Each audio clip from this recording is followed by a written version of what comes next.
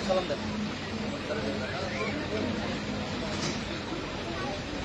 আমার এখানে আসছে কেন কথা বলছি কথা বলবো আরে রফিকুল সালাম দিতে বলছি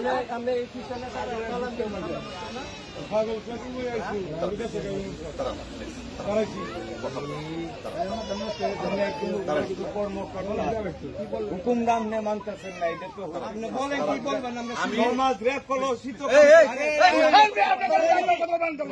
বলছি সরি সমাজকে কলসিত করবেন না